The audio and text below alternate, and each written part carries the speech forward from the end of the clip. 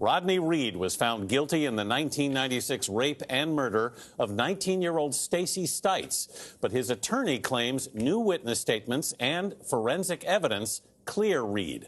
Omar Villafranca is at the state capitol in Austin, Texas. Omar, this case has received national and even international attention. Good morning. You're right. And here at the Capitol, Republicans and Democrats don't see eye to eye on much. But a bipartisan group of lawmakers agree Rodney Reed's case needs to be considered again. And along with celebrities, they're asking Texas Governor Greg Abbott to pause the execution and consider new evidence. Did you rape Stacy Stites? No, I didn't.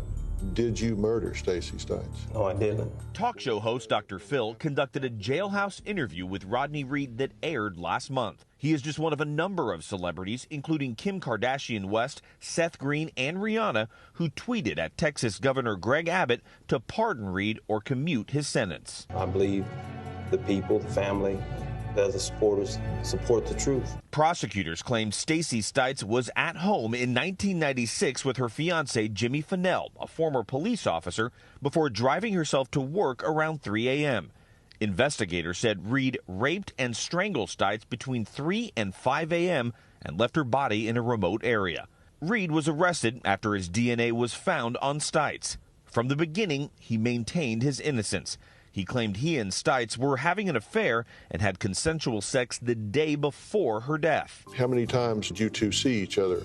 Some weeks I would see her maybe once or twice a week. After the trial, forensic experts admitted to errors in the time of death, and the advocacy group The Innocence Project says the murder weapon was never tested for DNA. 3 forensic pathologists have come forward and said that this is actually impossible that Rodney committed the crime. All of it exonerates Mr. Reed and points to Jimmy Fennell. Fennell was initially a suspect in Stites' murder, but his DNA was not found on Stites' body.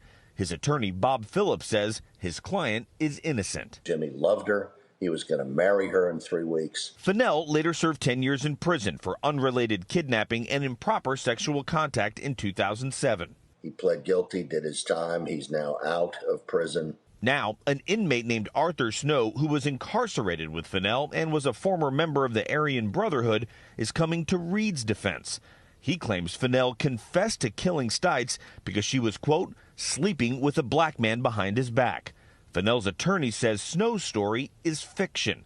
Reed's brother, Roderick, told CBS this morning this new evidence is enough to save his brother's life. There's been testimony from people who are in prison. Do you think that needs to be brought in this case now? That testimony from Mr. Snow needs to be brought in. All avenues need to be traveled in order to get to the truth, to get justice for Stacy Stites and my brother, Rodney Reed. We reached out to Governor Abbott's office but have not heard back. As for Roderick, he plans to travel to Washington, D.C. next week because the U.S. Supreme Court is expected to hear his brother's appeal. But time is running out because the execution date is still November 20th. Tony? Oh, wow, Omar, that's coming up quickly. Talk about the clock ticking. At the very least, why can't there be a pause so you get to at least consider all this new evidence? There's some pretty compelling evidence. More to come on this story for sure.